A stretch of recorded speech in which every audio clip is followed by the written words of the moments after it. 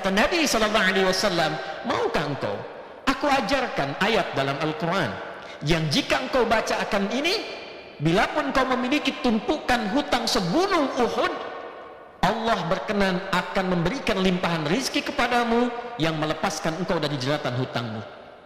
Hadis-hadis ini mengajarkan kepada kita bahwa yang pertama, Islam tidak melarang kita berutang, tapi lebih menganjurkan kita untuk mengurangi beban-beban kehidupan. Jika tidak dibutuhkan, tidak perlu dilakukan. Tapi jika itu bagian dari tuntutan, tidak mengapa, asal punya keinginan kuat, komitmen yang sama juga untuk melunasinya. Itulah sikap gentle yang diajarkan dalam Islam. Anda berani minjam, Anda harus bisa berani melunasi. Ketika Anda meminjam, Allah menetapkan di saat yang sama Allah memberi hukum, dia bisa melunasi.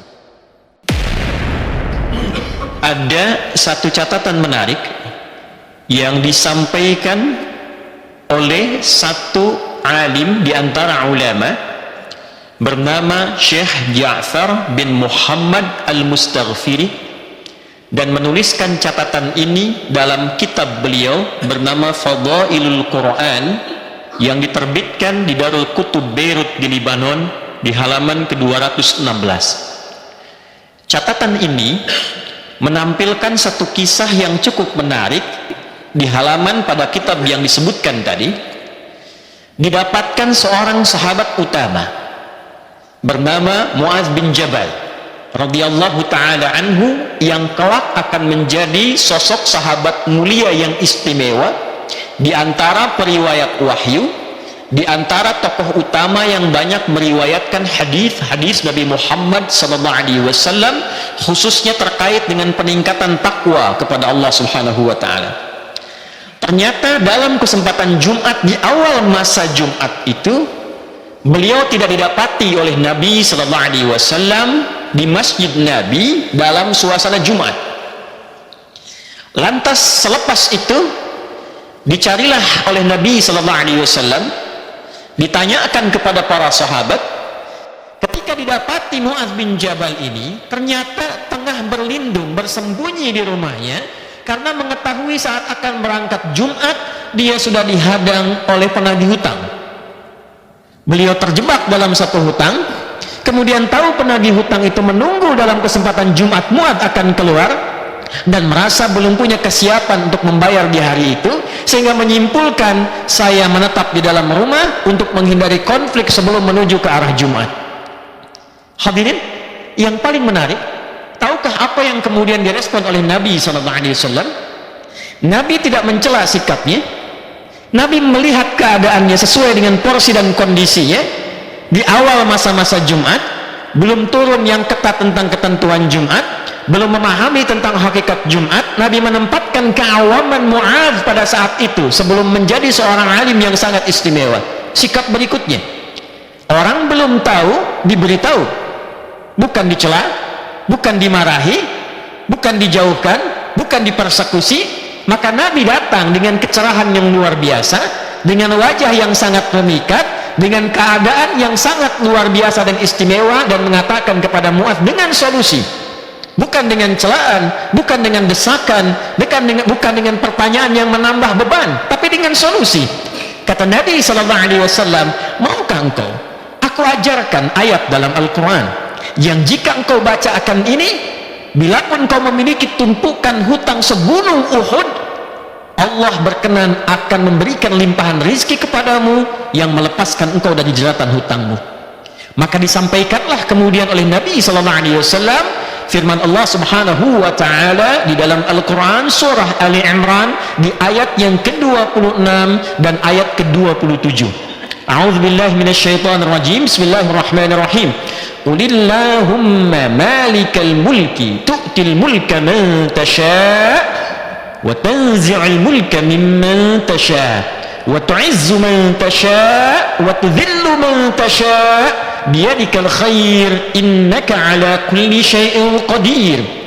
Tulijul laila fil nahar wa tulijul nahara fil lail wa tukhrijul hayya minal mayyiti wa tukhrijul mayyita minal hayy wa tarzuqu man tasha' bighairi hisab.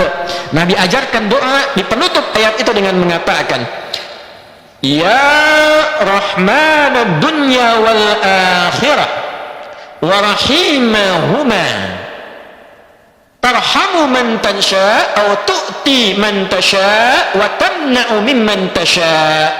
Allahumma arhamni rahmatan tughnini bi rahmatika an rahmati man siwak. Dalam riwayat lain, aqdi daini. Ya Allah, dengan semua kandungan yang tercantum di dua ayat ini, keluasan rahmatmu yang meliputi seluruh semesta, khususnya langit dan bumi, maka dengan rahmatmu yang menguasai segala hal, anugerahkan dengan limpahan rahmat itu kemampuan kepada hamba untuk melunasi hutang-hutang hamba. Kemampuan kepada hamba.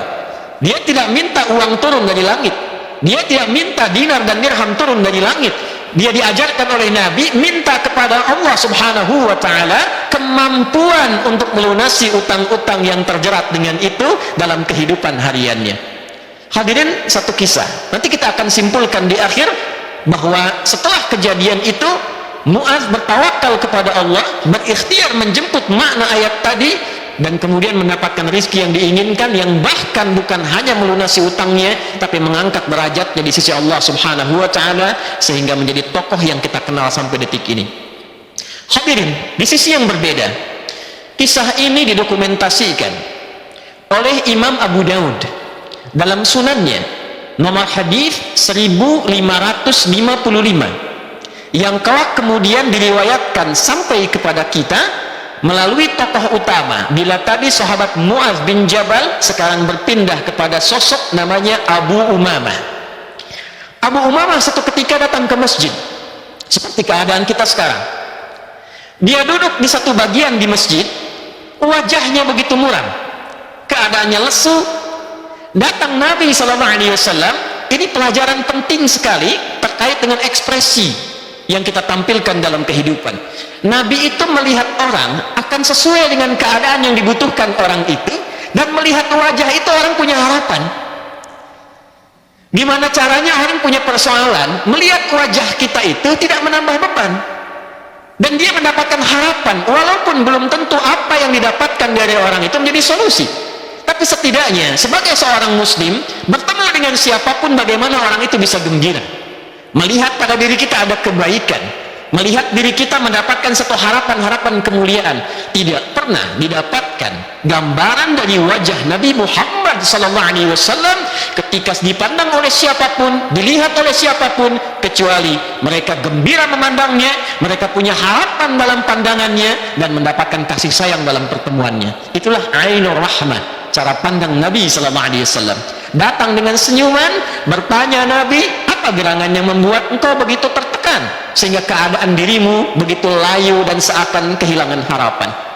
Dia berkata, ya Rasulullah, au bima ma'na, saya tertekan dengan keadaan hutang yang mendera saya saat ini, penuh dengan tekanan. Saya datang ke masjid untuk mengadu.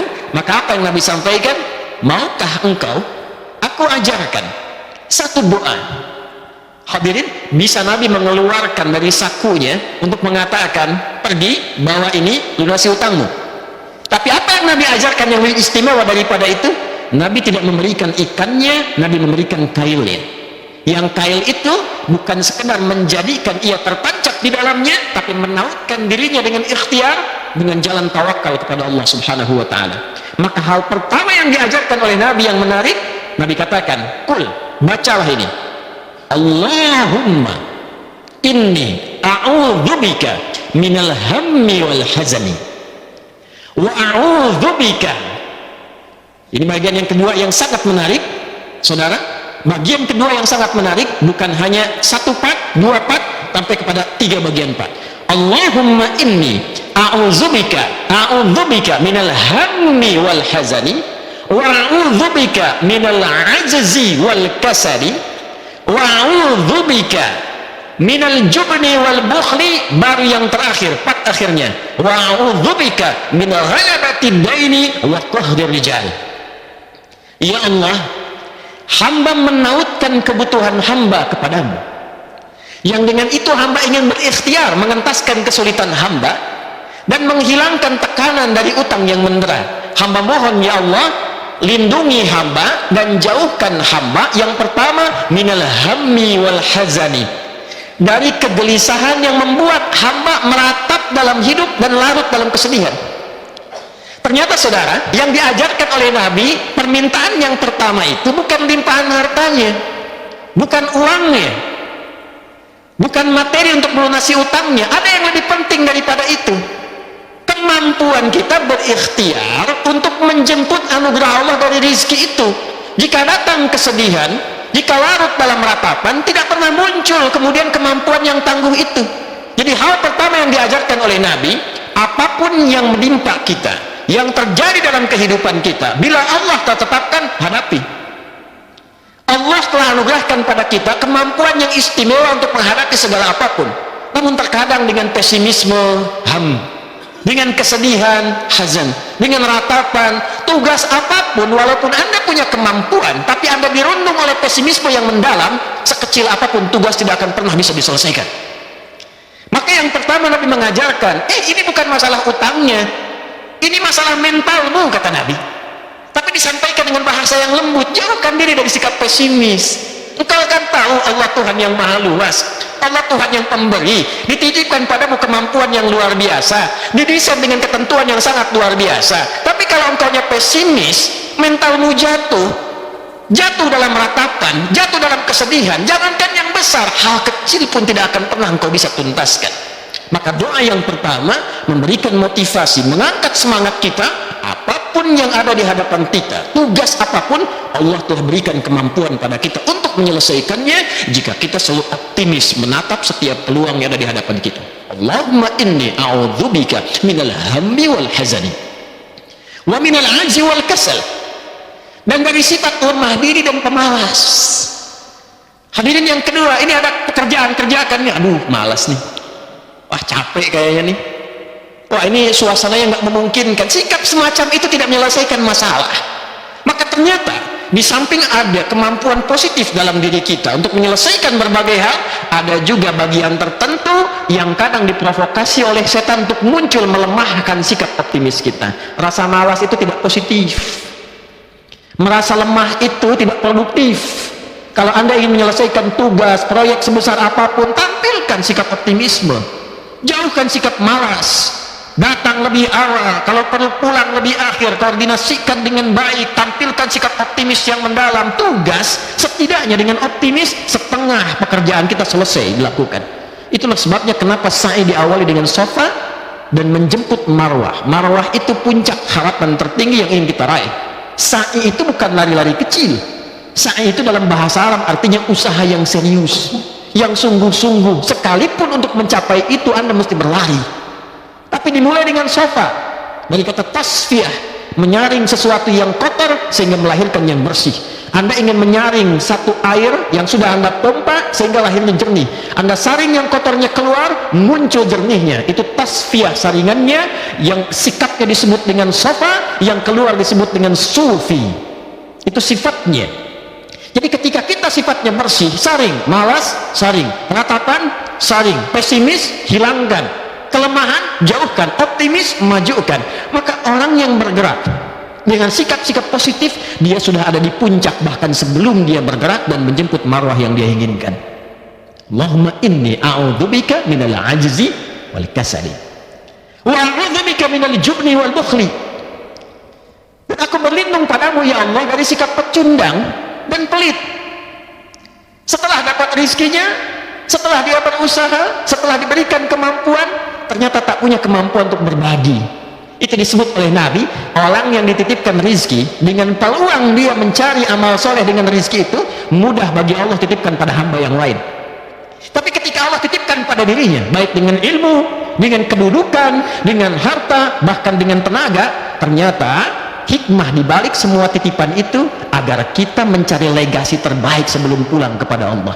Jadi kata Nabi, kalau ada orang diberikan kelebihan setelah dirinya cukup, keluarganya cukup, kerabatnya cukup, dan dengan itu dia menatap kebaikan ke depan, belum mampu untuk menggunakan itu sebagai instrumen beramal soleh, disebut oleh Nabi sikap pecundang seperti itu. Hanya mementingkan keadaan dirinya yang belum tentu semua yang Allah anugerahkan pada dirinya itu bisa membuat dia abadi dalam kehidupan. Maka ini bagian ketiga, baru setelah mentalitas itu kuat, Aku optimis, aku bisa mengatasi masalah ini. Semua tekanan aku tepikan. Sekarang aku menatap masa depan, dan bila aku dapatkan, aku akan jadi pribadi yang lebih baik setelah mendapatkan itu. Baru diajarkan yang keempat, wa'udzubika min ghalabati daini wa qahri rijal. Baru minta sama Allah, ya Allah, sudah siap aku sekarang untuk memohon kepadamu, limpahkan rizki kepadaku untuk melunasi utang-utangku, dan bebaskan aku dari berbagai tekanan yang menekan dalam hidupku. Saudara, ini mentalitas. Seringkali orang menyampaikan redaksi hadis ini dengan sekedar amalan-amalan ritual verbal.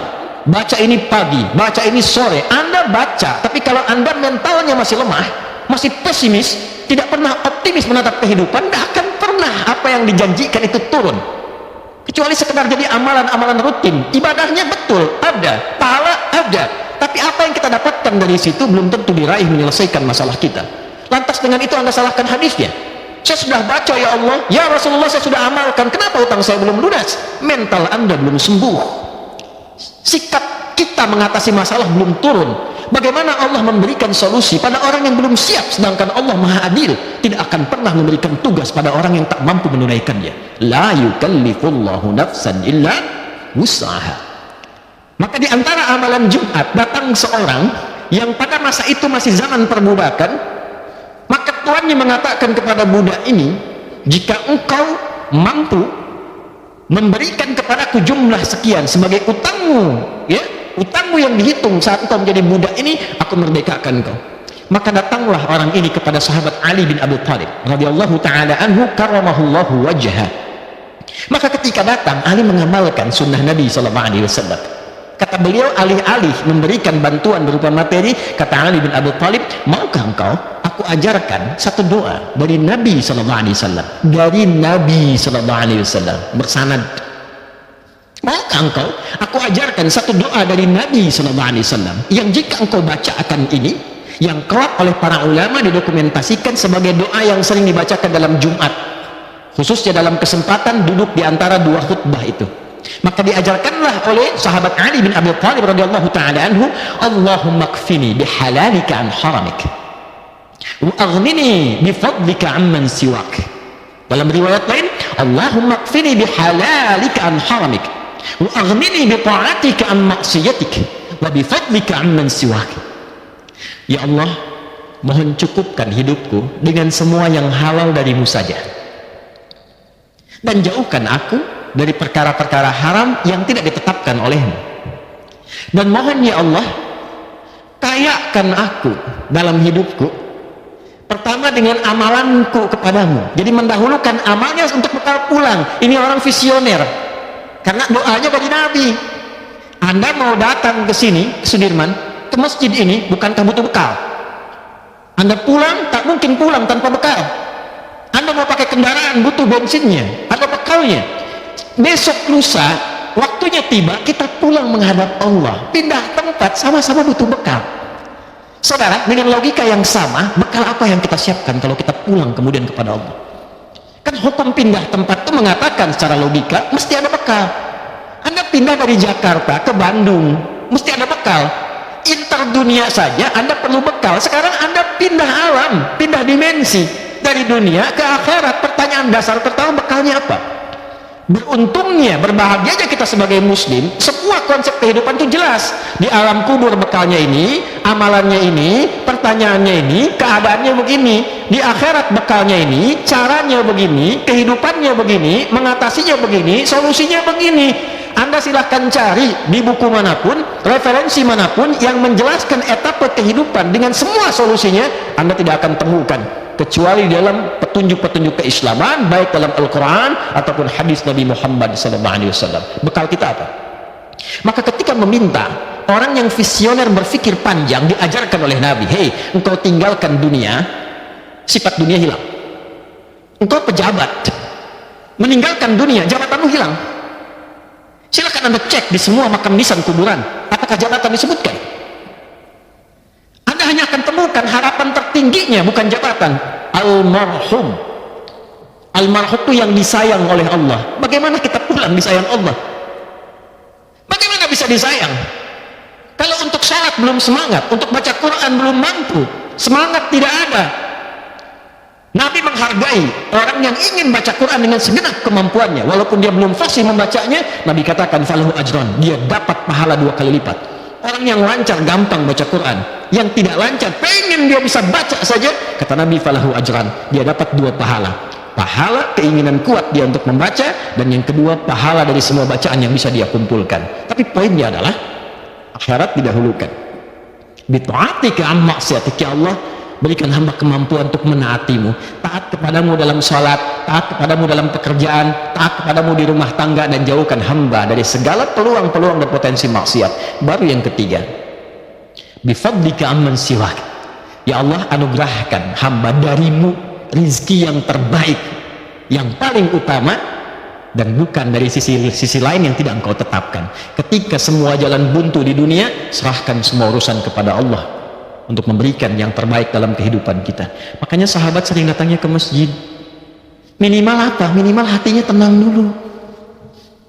Minimal tenang dulu. Jadi ketika hati tenang, hati tentram, pikiran kita jernih. Saudara, jiwa yang tenang melahirkan pikiran yang cemerlang. Anda punya masalah, kita punya masjid. Di gedung ini bahkan disediakan masjid. Datang, turun ke lantai 3, ambil wudhu, sholat 2 rakaat. Walaupun solusi belum datang, ketenangan itu muncul. Boleh jadi masalah tidak selesai, bukan Anda kurang hebat, bukan Anda kurang mampu, Anda kurang tenang. Itu yang kita butuhkan. Hadis-hadis ini mengajarkan kepada kita bahwa yang pertama, Islam tidak melarang kita berutang, tapi lebih menganjurkan kita untuk mengurangi beban-beban kehidupan. Jika tidak dibutuhkan, tidak perlu dilakukan. Tapi jika itu bagian dari tuntutan, tidak mengapa, asal punya keinginan kuat, komitmen yang sama juga untuk melunasinya. Itulah sikap gentle yang diajarkan dalam Islam. Anda berani minjam, Anda harus bisa berani melunasi. Ketika Anda meminjam, Allah menetapkan di saat yang sama Allah memberi hukum, dia bisa melunasi. Itu kaidah yang pertama yang dibangun oleh Nabi SAW. Bahkan Nabi pun berutang. Nabi pernah berutang dalam bisnisnya, Nabi pernah ditagih bahkan dalam keadaan yang kasar, dan Nabi dengan gentle mengatakan, oh ya, aku punya utang, aku lunasi. Mudah bagi Nabi memohon kepada Allah dan langsung hadir rezeki. Tapi kenapa diizinkan dengan skenario demikian? Untuk memberi contoh pada umatnya. Tidak salah dalam keadaan kita butuh, kita meminjam, tapi juga kita harus optimis untuk melunasi kewajiban kita seperti kita berani dalam meminjam. Yang kedua, perbaiki mentalitas. Jadikan setiap apapun dalam pekerjaan kita memiliki rasa optimis dalam diri kita yang paling dalam, bahwa ini sepanjang dihadapkan pada saya, bisa saya selesaikan. Ada solusinya, bisa dituntaskan, dan kesedihan itu mungkin datang, tantangan itu pasti, tapi dihadirkan oleh Allah bukan untuk membuat kita lemah dan pesimis. Tantangan didatangkan kepada kita untuk menguji apakah kita masih serius untuk bisa mewujudkan mimpi-mimpi yang telah kita tenun dari proyek-proyek kehidupan yang telah kita siapkan. Dari mana kita ketahui itu? Sebagai penutup, Al-Quran surah ketiga Ali Imran di ayat 142. Am hasibtum an tadkhulul jannata walamma ya'lamillahu alladhina jahadu minkum wa ya'lamas sabirin. Apa Anda duga begitu mudah meraih kesuksesan? Di dunia pekerjaan Anda ingin sukses? Di akhirat pengen sukses? Semudah membalikan telapak tangan? Tidak. Kata Allah, walamma ya'lamillahu alladhina jahadu minkum wa ya'lamas sabirin. Sementara belum diketahui pada dirimu kesungguhan engkau untuk mengatasi berbagai ujian kehidupan, untuk menguji engkau apakah serius ingin mencapai kesuksesan itu. Maka jahadu dia turunan dari 3 kata. Ijtihad, kesungguhan dalam merencanakan. 2, jihad, kesungguhan dalam mengeksekusi di lapangan. Yang ketiga adalah mujahadah, kesungguhan dalam mengatasi gejolak hati. Jika Anda punya proyek, rumuskan dengan benar, siapkan konsepnya dengan baik, yang terukur, yang runtut, yang sistematis. Setelah itu jangan cuma jadi konseptor, turun ke lapangan, lihat proyeknya, pastikan dengan baik. Tapi ingat, bisa terjadi di lapangan, singgungan itu bukan masalah fisik, bukan masalah pikiran, tapi kadang datang masalah hati, masalah iri hati, masalah saling kemudian ria, masalah kemudian saling mengisi, kadang-kadang muncul dendam dan sebagainya. Nah, kata Allah, kalau ingin sukses, atasi juga itu. Maka satukan jadi bagian keluarga. Anda bekerja satu tempat, jadikan semua keluarga. Jika sudah berkeluarga, maka saling mendukung, saling mensupport, membawa kebahagiaan bersama, dan dengan itulah kita diajarkan dalam Islam ketinggian bersikap sebagai ibadah tertinggi kita kepada Allah Subhanahu wa Ta'ala. Barakallahu li wa lakum fil Qur'anil azim wa nafa'ani wa iyyakum bima fihi minal ayati wa dzikril hakim wa taqabbala minni wa minkum tilawatahu innahu huwas samiul alim. Ud'ullaha yastajib lana wa lakum jami'an. Allahumma nahmaduka hamdan syakirin hamdan na'imin hamdan yuwafi ni'amahu wa yukafi'u mazidah. Ya Rabbana lakal hamdu wa lakal syukru kama yanbaghi li jalali wajhikal karim wa li'azimi sultanik. Allahumma ighfir lil muslimina wal muslimat wal mu'minina wal mu'minat al ahya'i minna wal amwat innaka sami'un qaribun mujibud da'awat wa ya qadiyal hajat. Rabbana la tada' lana fi maqamina hadha wa fi kulli maqamin dhanban illa ghafartah. Ya Allah, jika ada hambamu di dalam suasana Jumat ini datang membawa dosa, jangan biarkan ia meninggalkan Jumat ini kecuali Engkau ampuni seluruh dosa-dosanya. Wala hamman illa farajtah. Ya Allah, jika ada hambamu siapapun yang datang ke Jumat ini dengan kegelisahan di hatinya, maka mohon jangan biarkan ia meninggalkan Jumat ini kecuali Engkau telah tenangkan keadaan jiwanya. Wala dainan illa qadaitah. Jika ada satu di antara kami ya Allah yang datang membawa kegelisahan dengan limpahan utang piutang pada beban hidupnya, maka mohon dengan keberkahan Jumat ini anugerahkan rizki kepadanya untuk melunasi utang-utangnya. Wala asiran illa yasartah. Jika ada yang diuji dengan kesulitan di pekerjaan, di rumah tangganya, kehidupan sosialnya, maka mohon ya Allah dengan rahmatmu ringankan dan hilangkan seluruh kesulitannya. Wala maridan illa syafaitah. Jika ada di antara kami yang diuji dengan penyakit seberat apapun, maka mohon angkat dan sembuhkan seluruh penyakitnya. Allahumma ati anfusana taqwaha wa zakkiha anta khairu man zakkaha anta waliyuha maulaha. Ya Allah, mohon bersihkan keadaan hati kami dari sifat iri hati, sifat dengki. Jadikan dan isikan bagian dari dalam hati kami dengan takwa dan sifat-sifat kebaikan yang menyatukan kami dalam rahmat-Mu. Allahumma ihfadz biladana Indonesia waj'alha baldatan thayyibatan wa anta tardaha. Ya Allah, mohon jaga, lindungi, berkahi negara kami Indonesia yang kami cintai ini, dan jadikan Indonesia ya Allah negeri yang berkah, yang baik, yang terlindungi dari berbagai perbuatan yang tidak Engkau ridai. Allahumma ihfadz ya Allah ru'asa'aha waj'alhum adilin ya Allah waj'alhum udala liyukhaffifu hisabahum yaumal qiyamah. Ya Allah, mohon jaga, sehatkan, berkahi para pemimpin kami di semua aspek pemerintahan. Ya Allah, berikan hidayah kepada mereka, berikan kebaikan pada keluarga mereka, dan mohon ya Allah jadikan mereka figur-figur yang adil dalam kepemimpinan untuk meringankan hisab mereka di hari kiamat kelak ya Arhamar Rahimin. Allahumma ikhfad ulama'ana waj'alhum mukhlasina lakad-din. Ya Allah, mohon jaga dan lindungi para ulama kami, jadikan mereka ulama-ulama yang rabbani, yang ikhlas, yang mencerahkan, membimbing masyarakat, menjauhkan dari perpecahan ya Arhamar Rahimin. Allahumma barik ya Allah hadhihi syarikah wa barik hadzal makan wa barik hadzal masjid ya Arhamar Rahimin tamaman mubarakah. Ya Allah, berkahi tempat ini, berkahi masjid ini, berkahi gedung ini. Jangan biarkan ada satu tempat, bagian di tempat ini yang berbuat perbuatan maksiat yang tidak Engkau ridai. Rabbana barik ailatana kullaha ya Arhamar Rahimin. Ya Allah, anugerahkan keberkahan kepada semua keluarga dan jamaah yang menunaikan Jumat di tempat ini. Berkahi keluarganya, istrinya, anaknya, ibunya, baik yang telah wafat ataupun yang sedang hadir di sekitar mereka ya Arhamar Rahimin. Rabbana atina fid dunya hasanah wa fil akhirati hasanah wa qina adzaban nar. Allahumma bifadlika subhana rabbika rabbil izzati amma yasifun wa salamun alal mursalin wa akhiru da'wana subhanaka Allahumma rabbana wa bihamdika nashhadu an la ilaha illa anta nastaghfiruka wa natubu ilaik walhamdulillahi rabbil alamin. Ibadallah, inna Allaha ya'muru bil 'adli wal ihsan wa ita'i dzil qurba wa yanha 'anil fahsya'i wal munkari wal baghi ya'izukum la'allakum tadhakkarun wa la dzikrullahi akbar wallahu ya'lamu ma tasna'un. Aqimus shalah yarhamukumullah.